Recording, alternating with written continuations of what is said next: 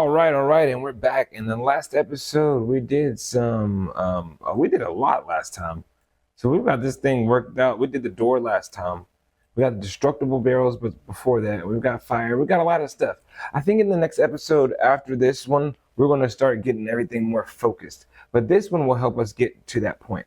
So in this episode, what we're going to do is we're going to learn how to do a landscape because it's like about that time to start planning what's happening in this game. You got all these mechanics. Now you got to start thinking about the story a little bit. So the mechanics should complement the story, and that's what makes good level design. So let's go ahead and see what it looks like to make a level.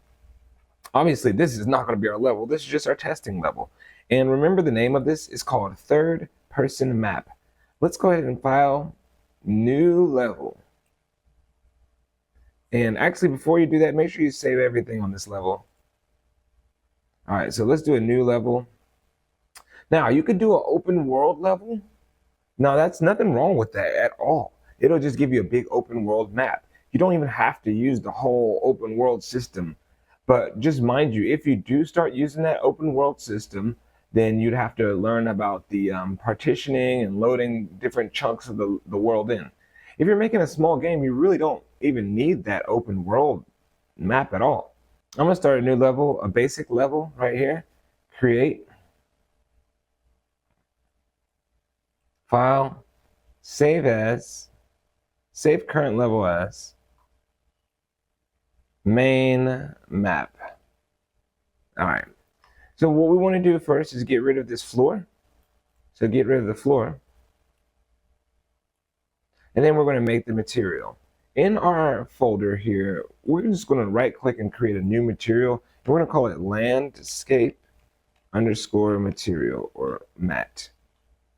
If you click into that material, it's going to bring up this. And now all you got to do is right click and say landscape. And we're going to need a few things. Actually, you could just type in layer. Just type in the word L-A-Y-E-R. And we're going to need two things from here. We're going to first need landscape layer coordinates. So that's what this is. And then if we type in layer again, we will also need the layer blend. So we'll put that over here. Now, we're going to make, like I said, one material that has multiple materials in it so that we can paint. So with this landscape coordinates, what we need to do is multiply. And then multiply it times a scalar. So hold the letter S and click. And this one we're going to call it sand. The value of sand should be 1. Perfect. Now, in order to make the sand, we need to right click and say make material attributes. Cool. And all we have to do now is, if you have a material, or if you don't have one, go to the Fab store. So add Quixel content. You can go to fab.com or stay here and just search for sand. And just download the sand that you like, whatever sand that you like. If you've already downloaded it in the past, it's in your library, you'll just be able to input it into your game. If not, it'll send you to the Quixel store or the Fab store where you have to download it. So you have to get it on Fab and then bring it back into your game. So once you have your material, we need a few materials. We need some sand, some grass, some rocks, and then anything else that you think of in between there. Not water, though. We don't really need that for this.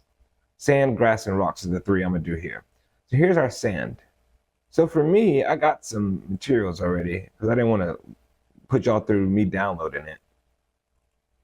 And here's my dry sand. So my dry sand actually has a lot of textures with it.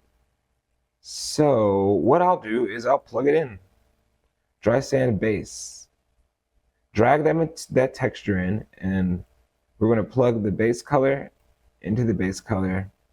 We're going to plug this UV into the multiply. Now, what you need to do is continue to bring in all the textures for this material, sand, and we'll use the same multiply for it. So let's see what we got here. Ambient occlusion, that's AO. So where's that at? Ambient occlusion, right there. All right, this is going to get deep. And do another multiplier like that. And then let's see what else we got. Bump.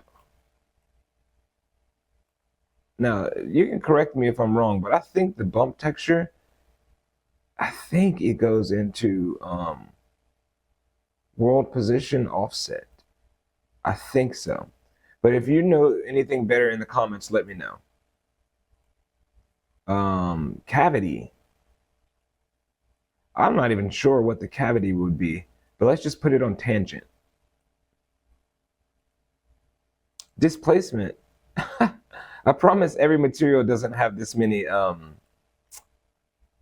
textures with it. This is just a big material that I chose, I suppose. But that's good, so you can learn how to do it.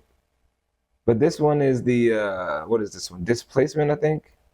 Yeah, displacement. I think this one goes right here in the displacement. Right? All right. What else do we got? Gloss. I'm going to guess that's the metallic.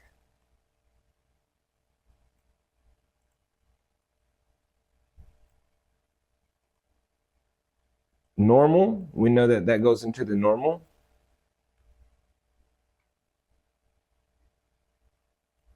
This is a huge material. Make sure you're multiplying all the UVs with this multiply node. So each one of these UVs need to be multiplied. Good Lord, this is a big material. Okay, what else do we got though? Roughness. Let's go ahead and put that in there too.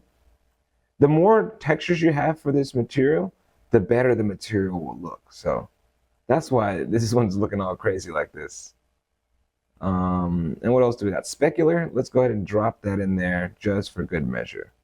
Okay, now you've built this whole sand.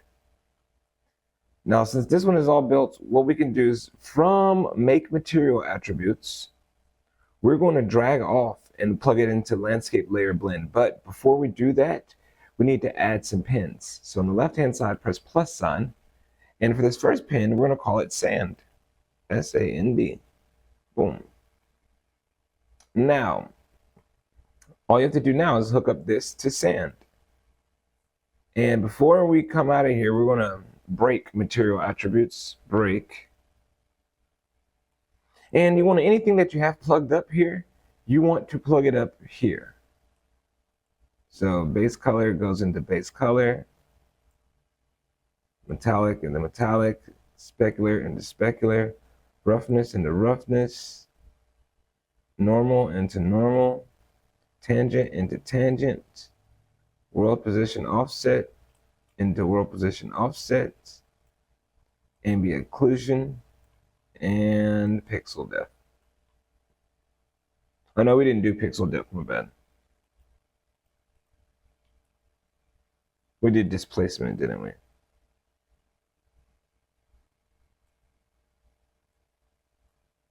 I'm gonna put my displacement on pixel depth. That's fine with me. I've seen it, I've tested it, that works. So once you have this, it's gonna save that sand. Now we need to make it again. We need to do the same thing one more time. So starting from here, let's just copy the landscape coordinates and the multiply and put it down here. This time we need to do another scalar, and this time we're going to call it grass.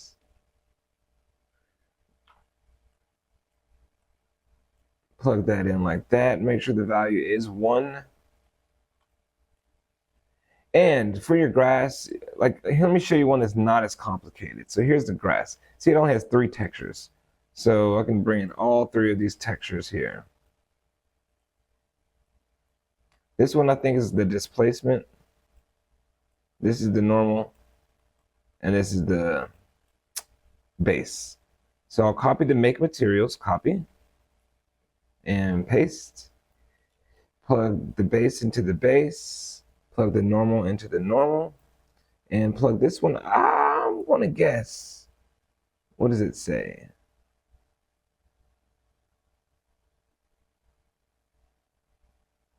ORDP. Oh, so the red and all this is supposed to be different ones. I don't know exactly how that goes right now, so I'm just going to plug it into ambient occlusion. Bow. Now remember to make sure all the multiplies are here. Like I think what it is like the red is the roughness, the green is the something else, and the blue is the something else. That's what you get when you get one of these kind of textures.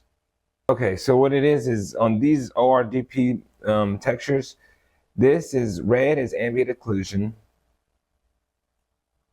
green is roughness, and blue is world displacement. There you go. So that way you can have a really nice grass texture. All right, so same thing we need to do here is on this same layer, all we have to do is click here, add a new pin. This pin is going to be called grass.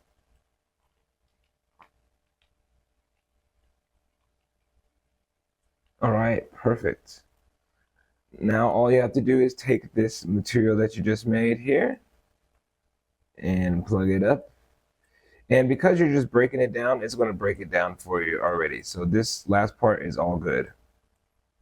Okay, lastly, let's do one more, and that's going to be rock. So in your game, you could do as many as you want, and you'll be able to paint to your heart's content. This one's going to be called rock. Now we need to do a multiply by holding M and clicking. Click, hook that up. Make sure your rock value is 1. Now, for rocks, I think I brought in a material that's very simple for rock. Dry ground, rocky ground. Here we go. Bop, bop. And it looks like we have another ORDP texture, which is cool. We'll just handle that. Copy this make material attributes, and we're going to plug in what we need to plug in. So, in the top base, plug in your base. Plug in the normal, which is always going to look blue. And then what did we say? We said red was ambient occlusion, green was roughness, and blue was world displacement. World position offset. Now you can plug your multiplies up into your UVs. Last step is to make another layer here. So we'll add a pin, and this pin will be called rock.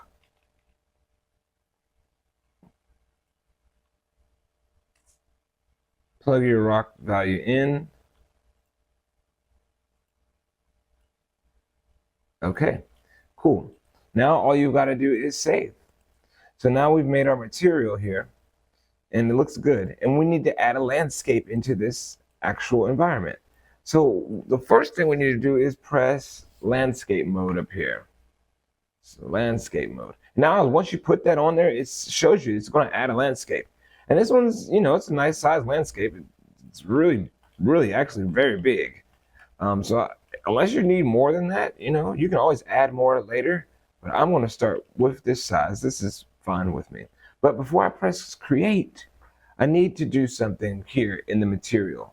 And this is where I need to put the material that we just made, landscape material, so that I can paint. But I shouldn't even put the material here. What I'll need to do is right click the material and make a material instance. And we'll use this for our landscape material. That way we can change it on the fly.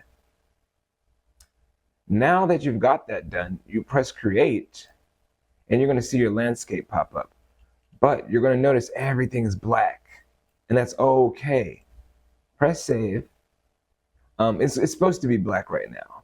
The thing that makes it not black is when we come over here to paint, and we press the plus sign on each one of these layers. Because remember, we made a material that has different layers. So let's press the plus sign on the first layer, and we're going to say weighted blend layer, weight blended layer, and just save it. Now, when you look at your map, everything's going to be sand.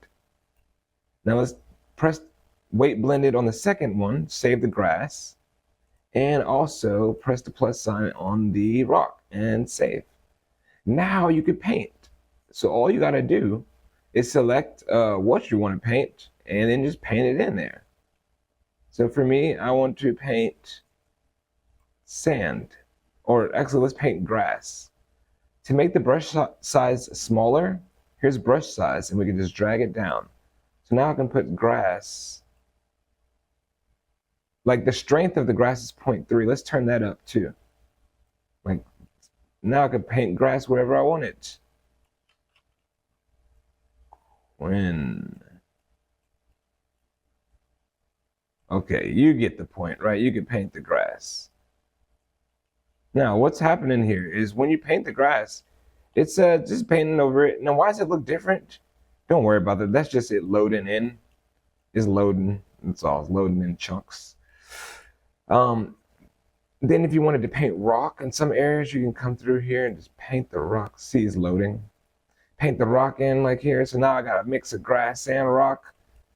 And you could start building out your landscape. And that's kind of what I wanted to show you this episode.